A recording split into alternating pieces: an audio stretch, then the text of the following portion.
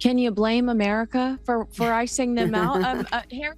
To celebrate the 250th birthday. But Prince Harry and Meghan Markle are set to be left out in the cold, lots of people are saying. And basically because they are... It all began with a single leaked document. One quiet update to the royal tour schedule that no one expected. Before Harry and Meghan even knew what was happening, America already knew the truth. The biggest U.S. event in decades was coming. And they were not part of it. No hint, no mention. Joining me now is celebrity and royal commentator Kinsey Schofield. Kinsey, multiple sources have told Page Six that the royal family will travel to the US. Not even a polite pending confirmation. Just silence.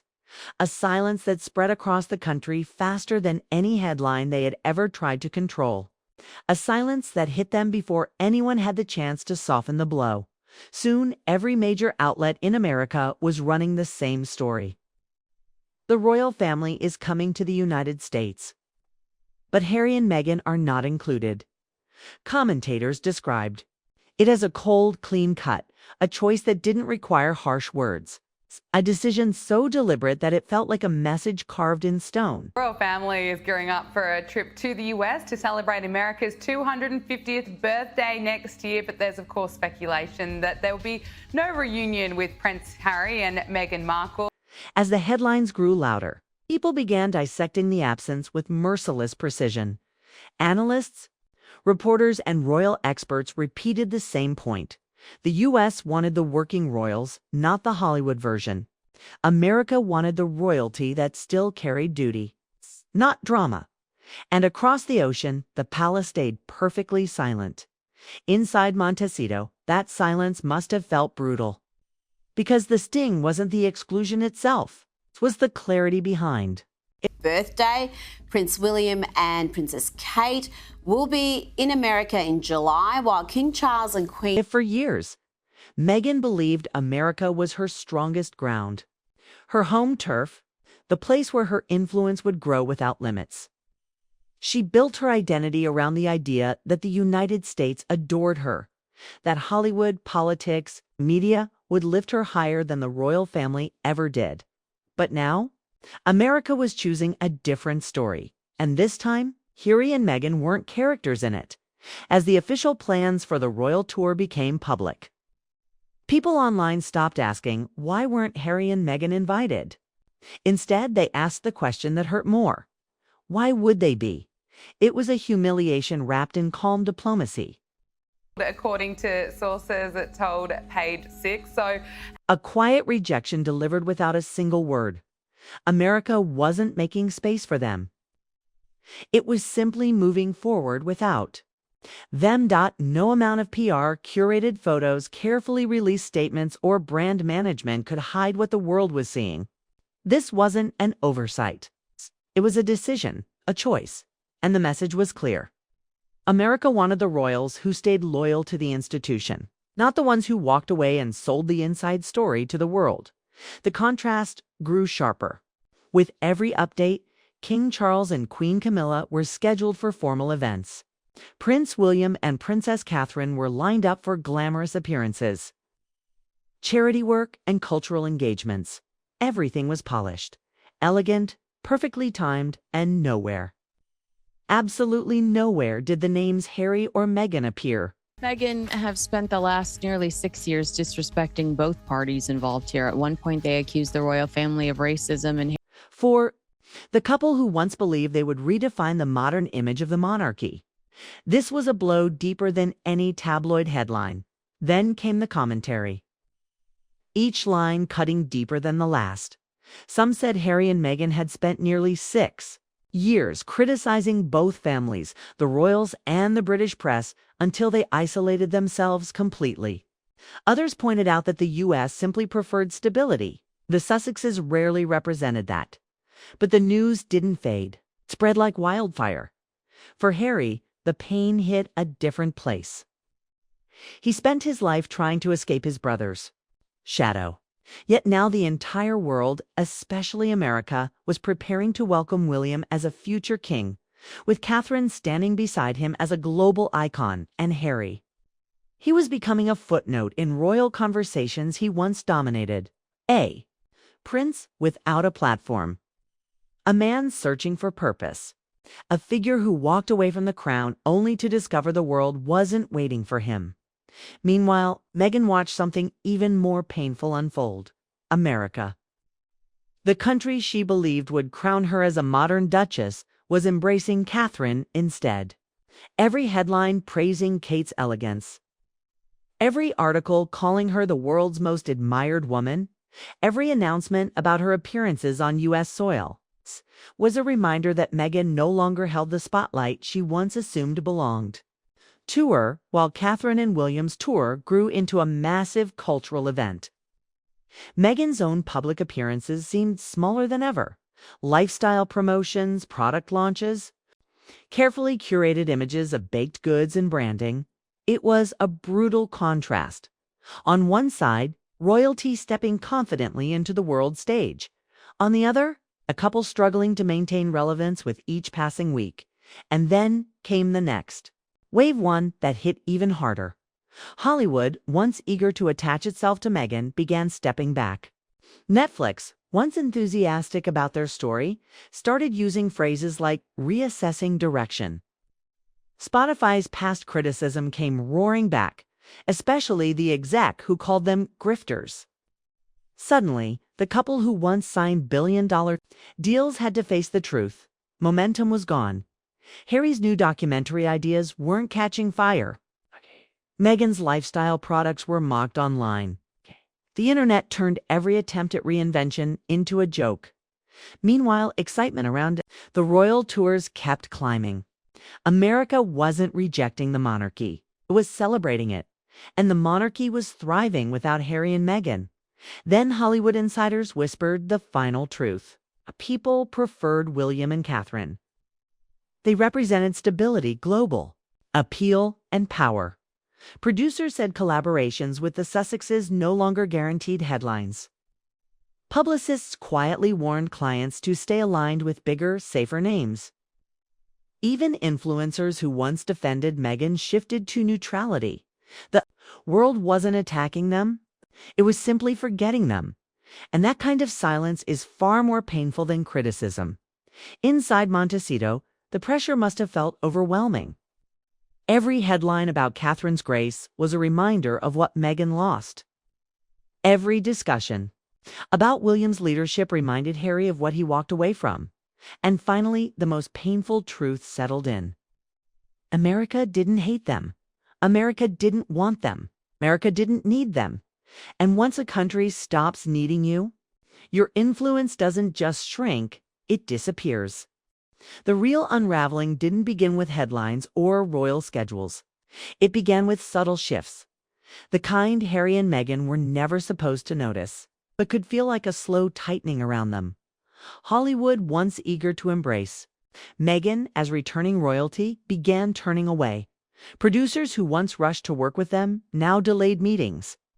Studio executives who used to treat them as top-tier guests started using gentle phrases like, "Let's circle back. We're reviewing priorities." Timing might not be right. In Hollywood language, those words are not temporary. They are endings. Even A-list celebrities who once wanted proximity to the Sussex brand quietly moved in the opposite direction. Not out of anger. Hollywood rarely shows emotion. It moves in silence. And that silence told the whole story. The industry wanted power. It wanted relevance. It wanted figures who elevated the room the moment they entered it. Harry and Meghan no longer held that energy. Meghan's lifestyle relaunch, something meant to reintroduce her with grace and creativity, became a symbol of a deeper problem. Her handmade jams and curated baskets were supposed to show authenticity. Instead, they became memes. People online mocked them. Critics laughed. Commentators said it looked like someone desperately trying to hold on to a fading spotlight. She once promised to reshape global culture, but now the conversation wasn't about her ideas or messages. It was about jars on a kitchen counter. For Harry, the decline was even harder to face. His documentary pitches, once met with enthusiasm, barely made ripples. Projects struggled to move forward. Rumors spread that Netflix was reconsidering future deals. And as their momentum slowed, the biggest blow arrived. The palace announcement the royal family had finalized not one, but two major U.S. tours spaced perfectly to dominate American attention for months. King Charles and Queen Camilla would handle diplomacy. William and Catherine would handle modern engagement, charity, and cultural events. To the world, it looked flawless. To Harry and Meghan, it must have felt like watching the life they abandoned rise higher than ever. The monarchy wasn't coming to compete with them. It was reclaiming the territory they thought they owned, and America welcomed the royals with open arms. Suddenly, every entertainment briefing centered around Catherine's upcoming appearances. Fashion houses prepared collections in advance. Major designers competed for the honor of dressing her. Media outlets predicted record-breaking coverage of the tours. Hollywood wasn't punishing Meghan. Hollywood was forgetting her. Even influencers who always defended her suddenly changed tone, choosing neutrality over loyalty.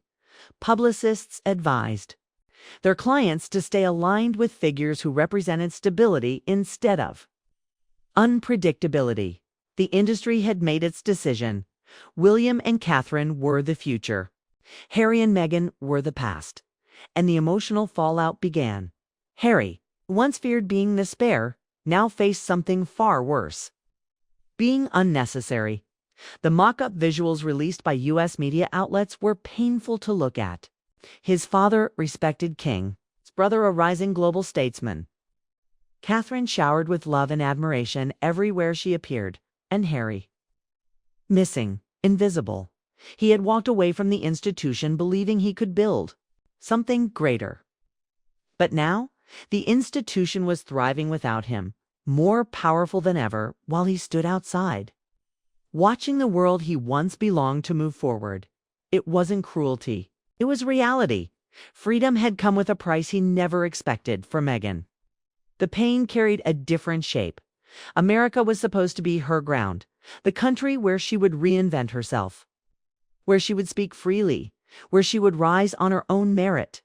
She imagined herself influencing culture, politics, entertainment, and philanthropy all at once. But now, her biggest rival wasn't the palace. It was Catherine. Every headline praising the Princess of Wales sounded like a door slamming shut.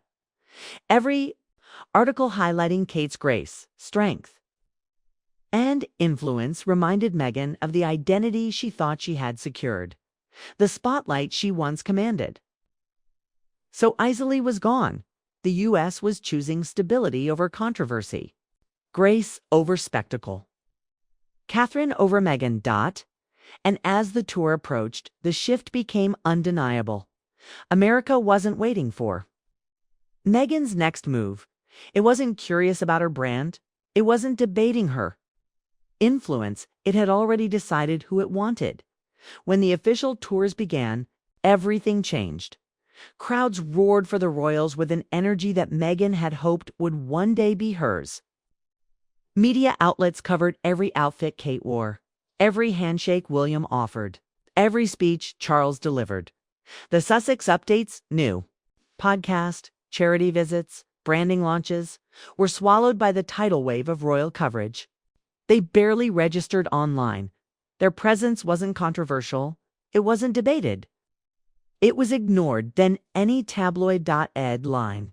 Because once the world stops seeing you, it doesn't matter what you say next. Hollywood.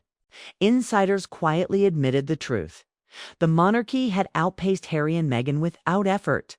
It had outgrown them, had overshadowed them. No scandals, no statements, no retaliation. Just a silent, powerful reminder that some institutions don't need noise to win. Harry and Meghan, who once dreamed of reshaping the modern monarchy, now watched it rise to new heights, without them, beyond them, above them. Meanwhile, their own influence drifted further into silence, not with a crash, not with a scandal, but with a soft, painful fade. as Catherine waved to crowds roaring with admiration. As William stepped confidently into the role of future king. As Charles carried the dignity of a monarch restoring global ties, a realization settled over Montecito like a weight neither of them could escape. The world they left behind didn't collapse without them. It flourished, and the world they hoped to build, it never truly began. Harry and Meghan fought for freedom. They sacrificed everything to control their own narrative. Faye gave up the palace, the titles, the structure, the protection. But in the end, they learned the truth. Freedom without influence isn't power, it's isolation. It's exile wearing the mask of independence. And while the monarchy rises once again on American soil, Harry and Meghan stand far from the spotlight they once believed they could command, watching a story unfold that no longer includes them, a story that moves forward with or without their names.